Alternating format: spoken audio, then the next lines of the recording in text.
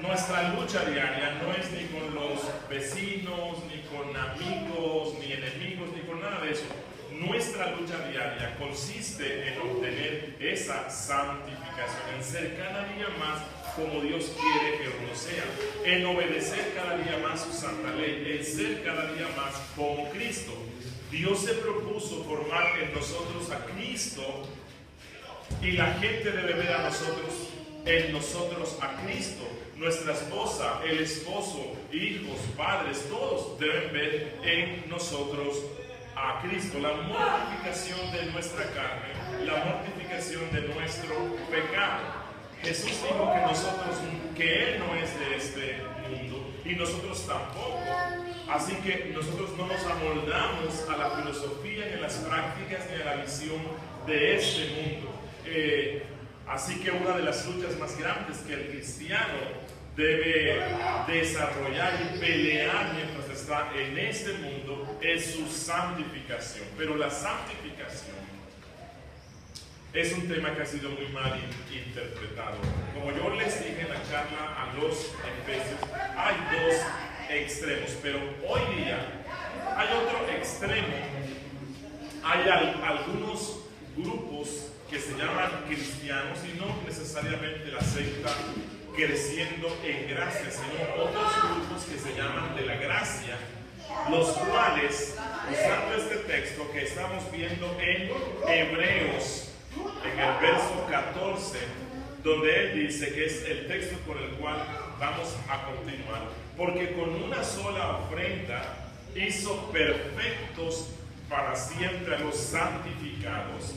Entonces, algunos grupos cristianos que se llaman de la gracia, pero que no son reformados, ellos dicen que cuando usted pone su fe en Cristo, usted ha sido santificado perfectamente.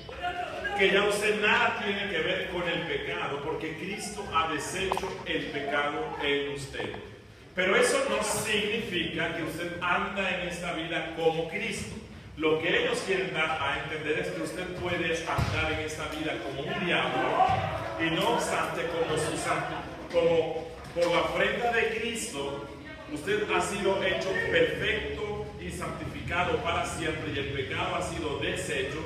Cualquier pecado que usted haga, de trago, fornicación, de lo que sea, ya no le afecta. Simplemente afecta su cuerpo en esa carne, pero ya no le afectará y usted, como salvo y perfecto, puede andar en ese mundo haciendo lo que usted quiere. Pero bueno, esto no es lo que el autor nos dice aquí en esta carta. Y quisiera que continuáramos, pero que hiciéramos nuevamente la lectura desde el verso 11 hasta el verso 18. Dice el Espíritu Santo: y ciertamente todo sacerdote está día tras día ministrando y ofreciendo muchas veces los mismos sacrificios que nunca pueden quitar los pecados.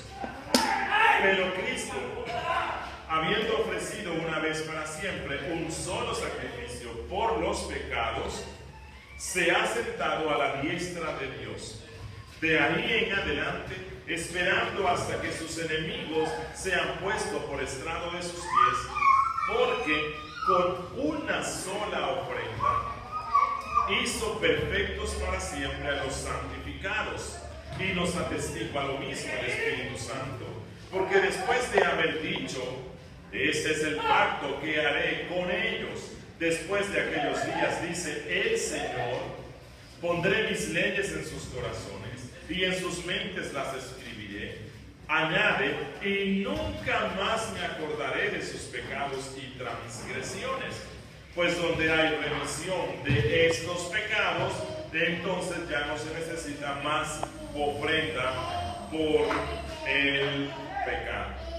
Bueno, ya hemos visto en el verso 13 la doctrina del juicio sobre los incrédulos, pero realmente el enfoque principal del autor, que es el enfoque que quiero dar en mi predicación, no es tanto sobre el juicio, sino sobre esa verdad gloriosa que nos llena de mucho consuelo y que nos da mucha fuerza para luchar en nuestra propia santificación. Y la verdad que él quiere resaltar aquí es que los creyentes son santificados de una vez por todas.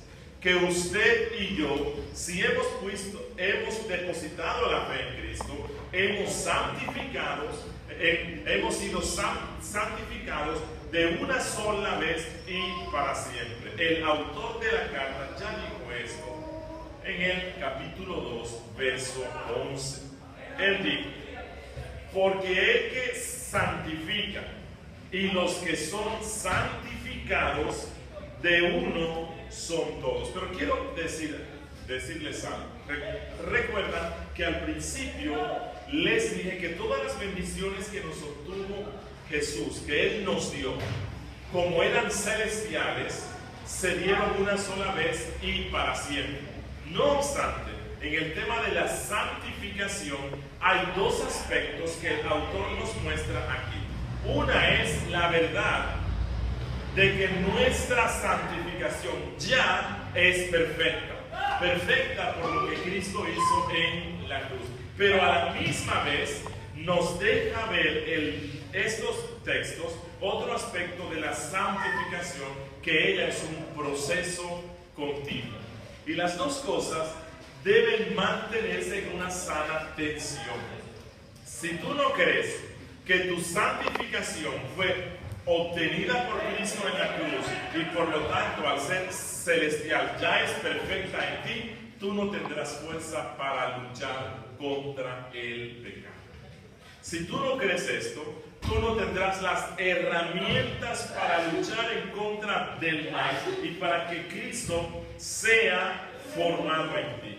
Así que hay un sentido en el cual nosotros, los creyentes, ya estamos perfectamente santificados, pero hay otro sentido en el cual esto es un proceso. El apóstol Pablo, en la primera carta a Corintios, capítulo 1, versículo 2, nos deja ver este doble aspecto de esta verdad. Él dice: a la iglesia de Dios que está en Corinto, a los santificados en Cristo Jesús. Cuando él dice santificados, ¿qué es lo que él quiere dar a entender?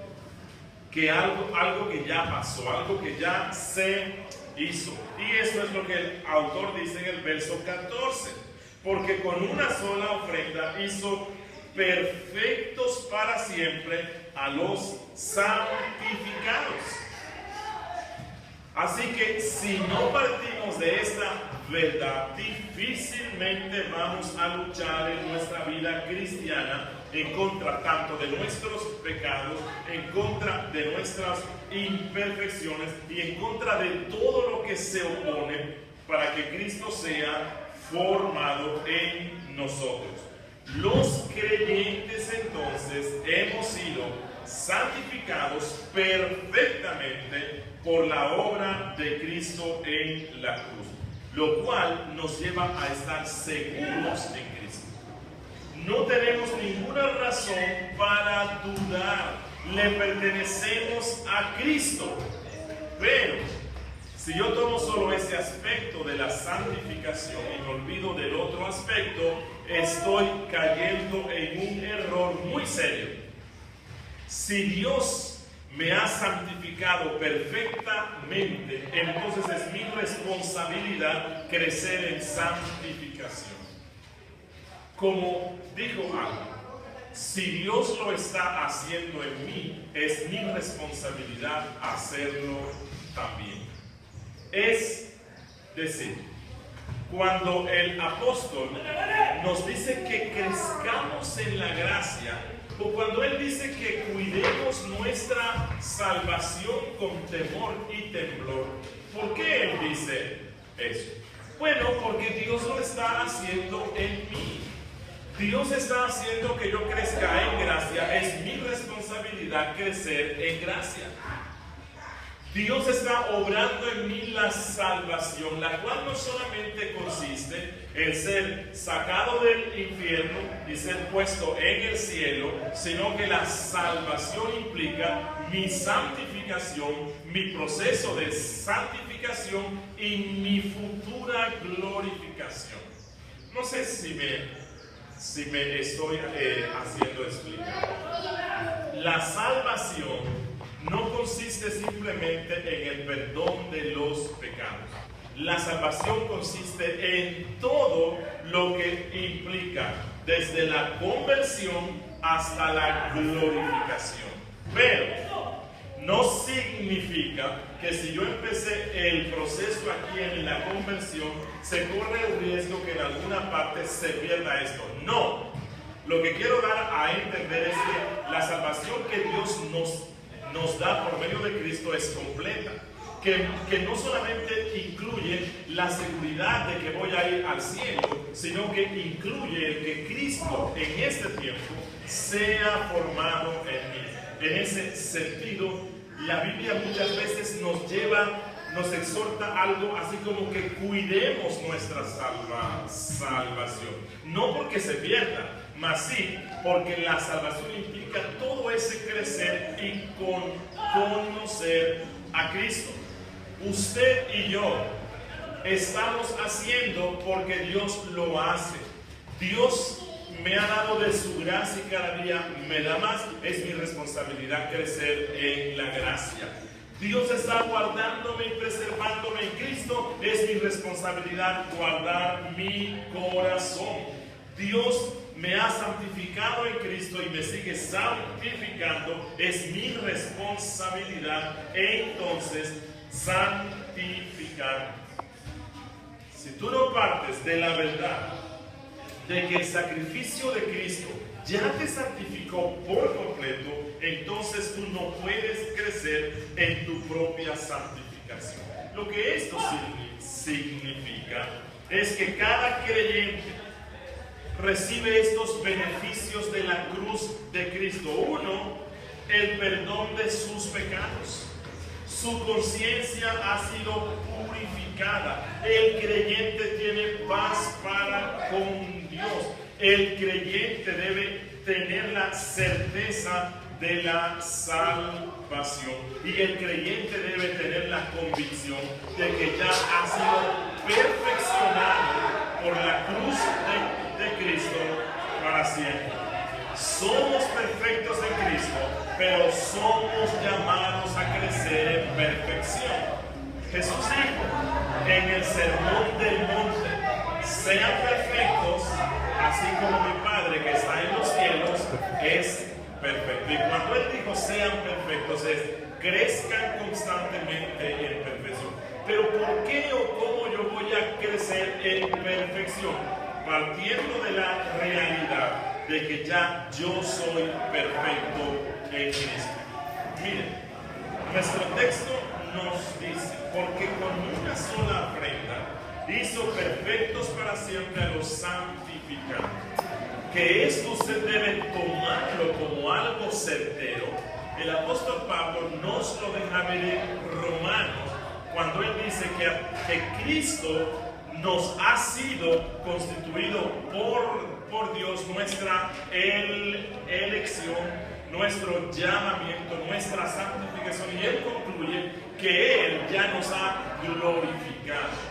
Es decir, lo que fortalece, lo que empuja al cristiano para que crezca en su vida es tener la plena certeza de lo que Él es en Cristo, de lo que Cristo hizo por Él, y que esto que Cristo hizo por mí y obtuvo por mí es algo eterno, que no cambiará nunca. Y el apóstol Pablo dice que ya en Cristo estamos glorificados, que es como si estuviésemos ya en los cielos disfrutando de la eternidad. No obstante, en nuestra vida práctica vemos que no es así. Aquí es donde se necesita la fe. La fe, un elemento del cual nuestro autor enfatizará en el capítulo 11. Pero quiero que prosigamos con nuestro tema, que como dije antes, desde el verso 14 hasta el verso 18 es una santificación segura. El cristiano tiene una santificación segura, y para confirmarlo él cita un texto del Antiguo Testamento. Y él dice en el verso 15: y nos atestigua lo mismo el Espíritu Santo, porque después de haber dicho, dice el verso 15. Así que para confirmar y para que nadie tenga duda de que a través de Cristo no solamente su pecado ha sido limpiado, no solamente su culpa ha sido quitada, sino que ha sido santificado perfectamente, el autor busca a un testigo, alguien que nos dé fe de que esto es así, que él no está inventándose una doctrina nueva, y el testigo que él busca es al Espíritu Santo. Y él dice aquí, y nos atestigua lo mismo el Espíritu Santo. ¿Qué es lo que nos atestigua el Espíritu Santo? Bueno, lo que ya él dijo antes. ¿Qué fue lo que él dijo antes? Que Jesús, por medio de una sola ofrenda, limpió, perdonó, purificó los pecados de su pueblo, los pecados de los escogidos. Pero se puede preguntar, y creo que es bueno preguntarnos, ¿cuál es la importancia del Espíritu Santo?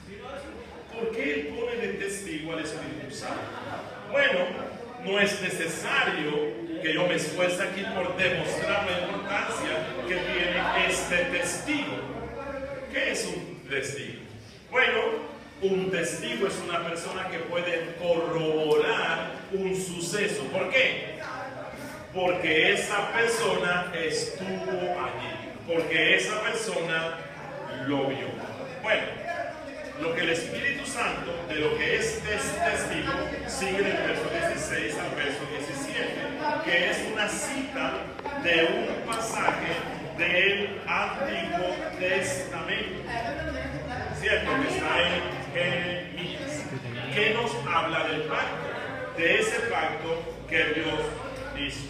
Bueno, toda esta profecía que está en Jeremías, donde Dios anuncia las bendiciones del nuevo pacto, realmente eso no fue dicho en el tiempo de Jeremías. Eso fue algo que se dijo desde antes de la creación del mundo. Eso fue algo que Dios el Padre y el Hijo dijeron en lo que nosotros denominamos el pacto eterno de gracia o el consejo eterno de redención, que fue un pacto que antes de la creación, antes de que existiera cualquier otra cosa, Dios hizo, Dios el Padre con Dios el Hijo. Pero siendo que el Espíritu Santo forma parte de la Trinidad, el Espíritu Santo estuvo allí como testigo.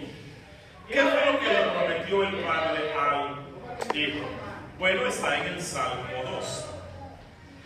Toda la Biblia, todas las Sagradas Escrituras nos presentan lo que se dijo en ese pacto eterno de redención. En el Salmo 2, el Padre le dice al Hijo: pídeme y te daré por herencia las naciones y como posesión tuya los confines de la tierra. El Padre le ha dicho: pídeme a todas las personas que tú quieres que yo te las voy a dar. Esa promesa que está allí, no la tome usted como que es que Dios se la está dando para que todo lo que usted quiera, Dios se la va a dar. Ese texto es muy claro, es un salmo mesiánico y es una promesa que el Padre le hace al Hijo. ¿Cuándo? En la eternidad.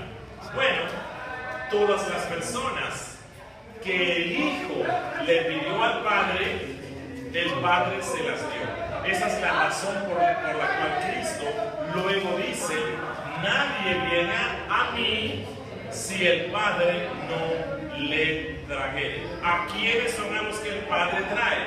Bueno, a aquellas personas que el Hijo le pidió al Padre. ¿Cuándo? Antes de la fundación de este mundo, dice Pablo en Efesios capítulo 1, que fuimos escogidos desde antes de la fundación del mundo. ¿Por qué nosotros fuimos escogidos? porque el Hijo nos vivió. Y eso nos llena de mucho consuelo, ¿o no? Que Cristo nos haya mirado a nosotros, miserables gusanos, menudo e insignificante polvo. Cristo nos miró a nosotros y Él dijo: Padre, yo quiero que me des a Anderson, yo quiero que me des a Pedro, a Juan, los quiero a ellos. Y el Padre dijo: son ellos. Pero el Padre le ha dicho: ok, pero tengo una condición, yo te los doy, pero esa gente, cuando ya estén hechos, van a rebelarse contra mí, van a pecar y mi ira va a descender sobre ellos y van a ser reos de muerte. Así que de la única manera que te las puedo dar es que tú mueras por ellos. Y el Hijo se comprometió. En Hebreos, el Hijo dice que cuando el Padre lo introdujo al mundo, Él dijo: me has preparado cuerpo. ¿Cuándo le preparó Dios cuerpo a la segunda persona de la Trinidad? Desde antes de la fundación del mundo. Eso es a lo que se le llama el consejo eterno de redención entre el Padre y el Hijo. Y el Espíritu Santo allí estaba viendo todo. Esa es la razón por la cual el autor dice: y nos atestigua lo mismo el Espíritu Santo. Él fue el testigo que nos puede dar fe. Nadie más estuvo en el consejo de redención sino la Santísima Trinidad. Y este testigo, varios siglos antes de que se escribiera Hebreos, por medio del profeta, había ya anunciado algunas de las cosas que se dijeron en ese consejo eterno de redención. Y es donde él cita aquí Jeremías capítulo 31, versículo 34. Y eso es algo importante. Recuerden que los lectores de esta carta eran ¿qué? Judíos. ¿Qué eran ellos? ¿Quiénes eran? Hebreos, judíos. Conocían muy bien el Antiguo Testamento, pero estaban pensando en rechazar a Cristo. Habían puesto su confianza en Cristo y estaban intentando abandonarlo para volver a su fe antiguo testamentaria. Y el autor les dice: no hagan eso. Si lo hacen, están apostatando de Cristo y están yéndose en contra del Espíritu Santo que inspiró el Antiguo Testamento, porque Él en el Antiguo Testamento ya había anunciado lo que Cristo hizo por nosotros. Miren, y cuando el autor cita el Antiguo Testamento, vuelvo a insistir, Él nos está mostrando que es la máxima norma en materia de fe y conducta, la Biblia. Y también nos muestra que lo que todos los autores del Antiguo Testamento dijeron, y los del Nuevo, no fue meramente palabra de hombres, como algunos dicen. Es que eso fue lo que dijo Jeremías. Como un día estaba predicando alguien y en esta predicación él explicó bíblicamente por qué las mujeres no pueden ser pastoras. Y dentro de la audiencia estaba una pastora. Y la pastora se levantó brava y se fue. Y cuando ella iba, ella dijo: bueno, eso fue lo que dijo Pablo, pero eso no fue lo que dijo Cristo.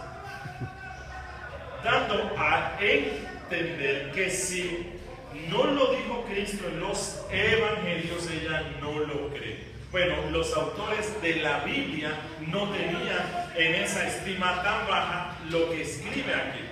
El que escribió Jeremías capítulo 31 fue Jeremías, pero el autor de Hebreos, él no dice, y lo mismo nos atestigua Jeremías. No. Él está convencido de la inspiración verbal y plenaria de la Biblia. Y él dice: esto fue lo que dijo el Espíritu Santo.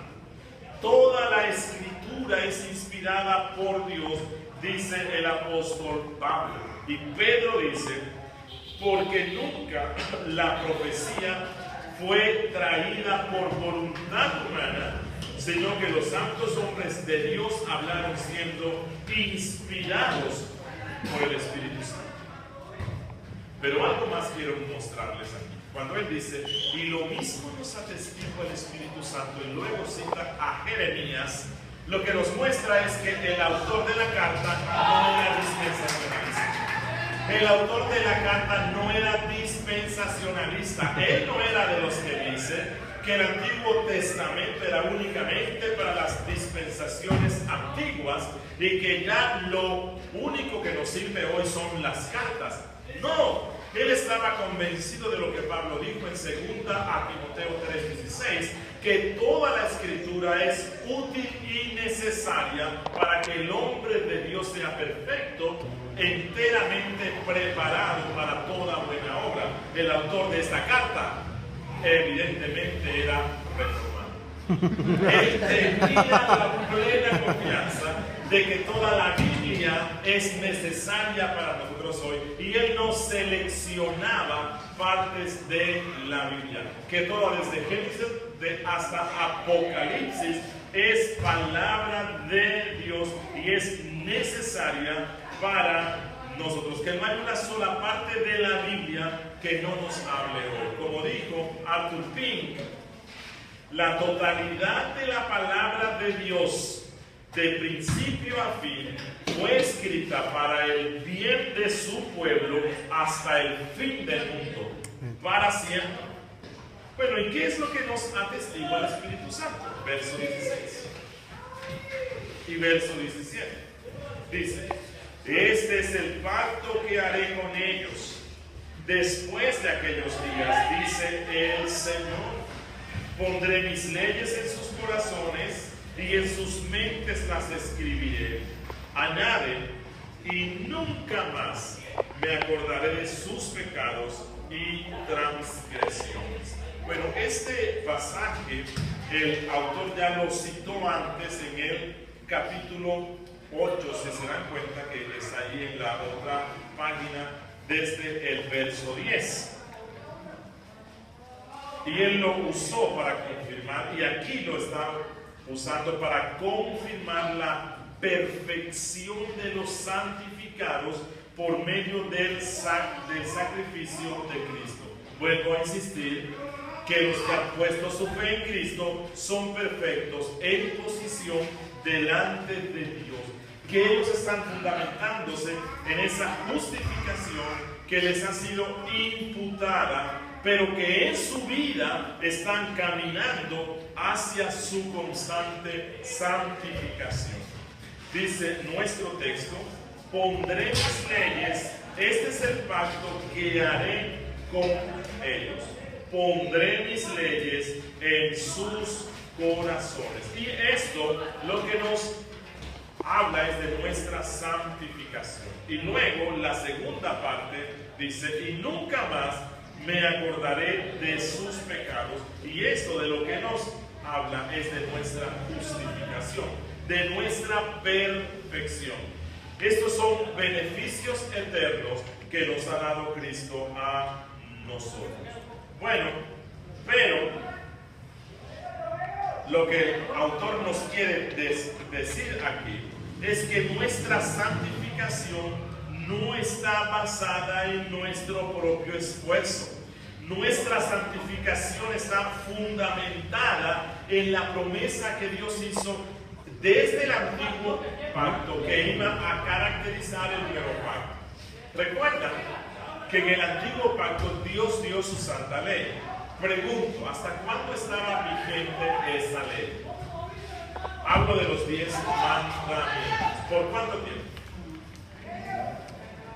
Esa ley es eterna. ¿Por qué? Porque esa ley nos refleja la santidad de nuestro Dios. La santidad de nuestro Dios se deja ver en esa ley. Por lo tanto, esa ley no pasa nunca. Pero cuando Dios dio su santa ley en el antiguo pacto, ¿la escribió dónde? ¿En qué? la escribió en tablas de piedra, dando a entender algo, dando a entender que ese pueblo no la podía cumplir, porque su corazón era como un corazón de piedra. El antiguo pacto estuvo marcado por la piedra. El templo fue construido con piedras. Pedro dice que el templo hoy día está construido no con piedras, sino con ¿qué? Piedras vivas. Con piedras vivas. De la misma manera, el Espíritu Santo, a través de Jeremías, está profetizando que Dios hará un nuevo pacto con su pueblo. Un nuevo pacto que garantizará que ese pueblo cumplirá con el propósito por el cual Dios lo ha llamado. Y él dice que en este nuevo pacto Él pondrá sus leyes en nuestros corazones. Por cierto, y vale la pena hacer la aclaración, aunque el Espíritu Santo habló de un nuevo pacto, este pacto no es nuevo totalmente. O sea, no es un pacto en todo sentido nuevo. Realmente este es un pacto muy viejo, porque es el pacto que Dios hizo en el consejo eterno de redención con su pueblo. Usted dirá, pero ¿cómo así que Dios hizo un pacto eterno con su pueblo en el consejo de redención? Si ese consejo se dijo antes, que fue hecho antes de la creación del mundo, ¿con qué pueblo si no existía? Bueno, el pueblo no existía, pero sí estaba allí el que iba a representar a ese pueblo. Y el que iba a representar a ese pueblo es Cristo. Y Cristo actuó como representante de ese pueblo al cual Dios iba a salvar, con el cual Dios hizo un pacto eterno. Y este pacto nuevo no es nuevo en el sentido de que sea algo que surge única o exclusivamente cuando viene Jesús. Realmente es el pacto antiguo que ya Dios había hecho con su pueblo por medio de Cristo. El apóstol Pablo en Tito capítulo 1 versículos 1 y 2 nos aclara esto. Miren lo que dice Tito 1 capítulo versos 1 y 2. Dice: Pablo, siervo de Dios y apóstol de Jesucristo, conforme a la fe de los escogidos de Dios y el conocimiento de la verdad que es según la piedad, en la esperanza de la vida eterna, la cual Dios, que no miente, prometió. O sea, hizo un pacto. ¿Desde cuándo? Desde antes del principio de los siglos. Y él dice que este es el evangelio que él está predicando. Por lo tanto, el nuevo pacto no es nuevo en todo el sentido de lo que algunos quieren significar, pero sí es nuevo en algunos aspectos. ¿Por qué es nuevo? ¿Por qué el nuevo pacto se le llama nuevo si viene desde hace mucho? Bueno, porque el pacto eterno, el nuevo pacto, garantiza para todos los elegidos un corazón nuevo, un corazón nuevo, un espíritu nuevo, una nueva canción. Se le llama nuevo porque es nuevo en sus ordenanzas, el bautismo y la cena, lo cual no estaba en el Antiguo Testamento. Se le llama nuevo porque es nuevo en su vigor, es nuevo en su eficacia, porque sus beneficios son eternos. Se le llama nuevo porque el pueblo no lo quebrantará, como sí hizo con la antigua dispensación. Y aclaro, cuando digo antigua dispensación, no estoy siendo dispensacionalista. No obstante, hay una forma lícita en la cual de todo el antiguo pacto se puede decir que fue una antigua dispensación y que hoy nos encontramos en una nueva dispensación. ¿Cuáles son los beneficios para nosotros, los que nos trajo el nuevo pacto por medio de la muerte sacrificial de Cristo? Bueno, él dice, pondré mis leyes en sus corazones y en sus mentes las escribiré. Y esto es una bendición enorme. ¿Por qué razón?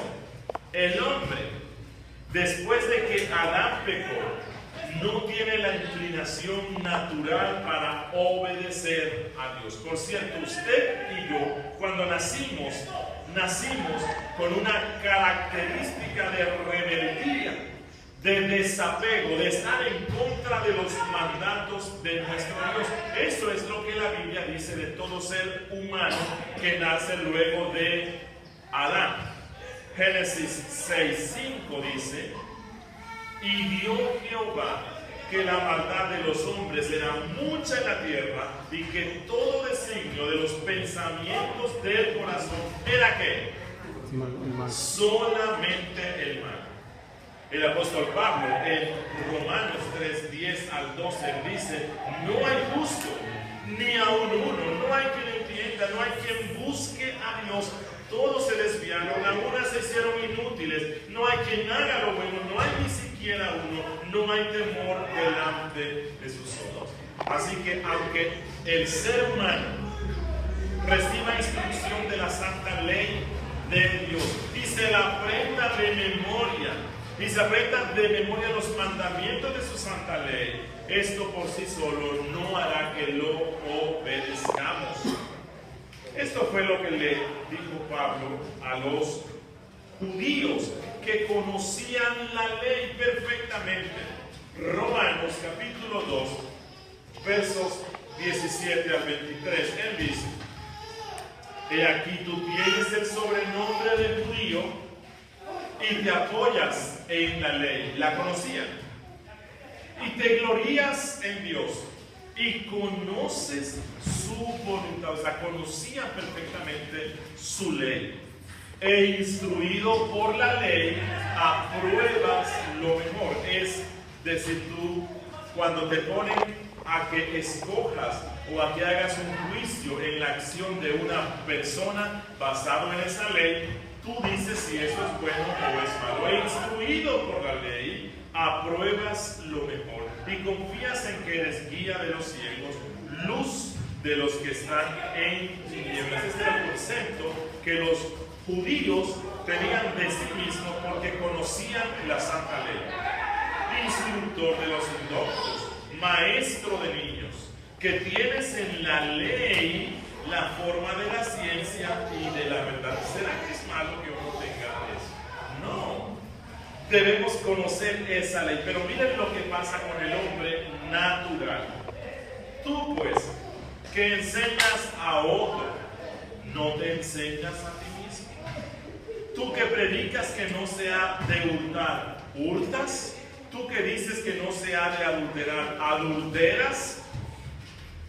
Una buena parte de los israelitas conocía de memoria la ley de Dios. No obstante, la desobedecían constantemente, a tal punto que Dios decidió abandonarlos como pueblo a causa de su pecado. Isaías 63:10 dice: mas que ellos fueron rebeldes e hicieron enojar su Santo Espíritu, por lo cual se les volvió enemigos. Oiga, y es horrible lo que sigue. Y el mismo Espíritu de Dios peleó contra ellos. El antiguo pacto fue quebrantado por la desobediencia, de manera que Dios dice: estableceré un nuevo pacto con un nuevo pueblo, el cual jamás será quebrantado. Pero ¿por qué no? Bueno, porque no solamente se necesita que usted y yo aprendamos de memoria los 10 mandamientos de la Santa Ley, sino que usted y yo, además de aprenderlos, y yo espero que todos aquí se lo sepan, o no se lo sepan, yo confío en Dios. Pero no solamente se necesita que conozcamos los 10 mandamientos de la Santa Ley, se necesita que Dios ponga una gracia, que le implante una gracia en nuestros corazones, estableciendo su santa ley en lo más íntimo de nosotros. Si el Espíritu de Dios no implanta su ley en nuestro corazón y no se convierte en una parte esencial de mi vida, entonces no podré obedecerla. ¿En quiénes entonces implantará Dios esa gracia? Poniendo su ley en sus corazones, en lo más íntimo, solamente en sus escogidos, en su pueblo, como él dice. En este pueblo que Pablo dice en Efesios 1:4, según nos escogió en él antes de la fundación del mundo, para que fuésemos santos y sin mancha. ¿Por qué? Porque Dios iba a implantar su ley en nuestro corazón. Solo aquellos que desde la eternidad le han pertenecido al Padre por ese decreto eterno de elección y que han sido entregados a Cristo por el Padre, solo en estos el Espíritu Santo pondrá su gracia especial implantando su ley en nuestros corazones, como dijo Cristo en Juan 17:6. He manifestado tu nombre a los hombres que del mundo me diste, tuyos eran, porque eran del Padre. Bueno, recuerden el consejo eterno de redención. Y me los diste, consejo eterno, y han guardado tu palabra. ¿Por qué? Porque Dios mismo implantó su santa ley en sus corazones. O lo que dice Pablo en Romanos 8:29. Él dice, porque a los que antes conoció, también los predestinó. ¿Para qué? Para que fuesen hechos conforme a la imagen de su Hijo. Implantó su ley en nuestro corazón, para que Él sea el primogénito entre muchos hermanos. Y a los que predestinó, a estos llamó, y a los que llamó, a estos justificó. Solamente a estas personas Dios los trata con su gracia especial, implantando su ley, mientras que al resto Dios los deja que reciban cierta instrucción religiosa, que reciban cierta instrucción teórica de su santa ley, pero ellos nunca podrán tener ese conocimiento esencial e íntimo de la ley, que solo procede de la gracia especial del Espíritu Santo. Pero para entender el alcance del nuevo pacto y todo lo que esto significa, que Dios haya puesto su ley en nuestro corazón, es necesario ver a una persona o conocer cómo actúa una persona en la cual Dios haya implantado su santa ley en su corazón. Bueno, creo que la mejor persona y el mejor ejemplo es Cristo, pero siento que nosotros en nuestra carne muchas veces tendemos a rechazar esto porque decimos, sí, claro, Cristo era hombre, pero bueno, Él era Dios también. Entonces vamos a ir a Adán. Adán antes del pecado. ¿Cómo era él? Y esto nos mostrará lo que significa para nosotros que Dios haya implantado su ley, no solamente en nuestra mente, sino en nuestro corazón. ¿Cómo era Adán antes de pecar? Adán, antes de pecar, tenía la ley de Dios escrita en su corazón. Es decir, Adán estaba dotado con todo tipo de santas virtudes. Los instintos, las inclinaciones de Adán eran para hacer y querer siempre la voluntad de Dios. Adán experimentaba antipatía hacia todo aquello que era prohibido por Dios. La ley le fue dada a Adán no en códigos. Ni siquiera Dios se la dijo verbalmente, excepto el mandato que Él dio luego, sino que la ley le fue implantada en su corazón. Era parte de la constitución de su alma, de su espíritu, de su ser, de todo lo que Él era. Así como Dios implantó en los animales la ley de amar a sus crías, en las palomitas la ley de hacer sus nidos, Dios implantó en Adán su santa ley, de manera que todo su ser amaba lo que Dios amaba y odiaba lo que Dios odiaba. Adán odiaba la desobediencia. ¿Por qué? Porque Dios había puesto en él toda la sustancia de la ley. Formaba parte de la naturaleza humana. Eso significaba que Adán oraba, alababa y amaba a Dios de una manera perfecta.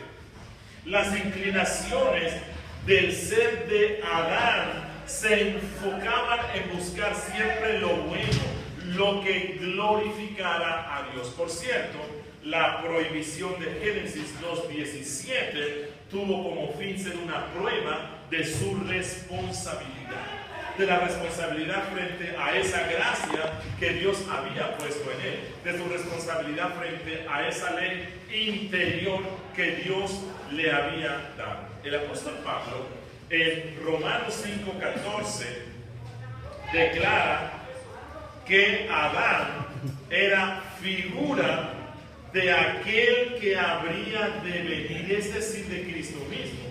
Así que si Adán era figura de Cristo, basándonos en el Salmo 48, podemos decir que Adán era todo esto que les dije antes. Salmo 48 es un salmo mesiánico, ahí habla Cristo, y él dice: el hacer tu voluntad, Dios mío, me ha agradado, y tu ley está en medio de mi corazón. Así que si Adán era figura de Cristo y Cristo experimentaba esto, entonces concluimos que Adán experimentó esa internalización de la ley en su corazón.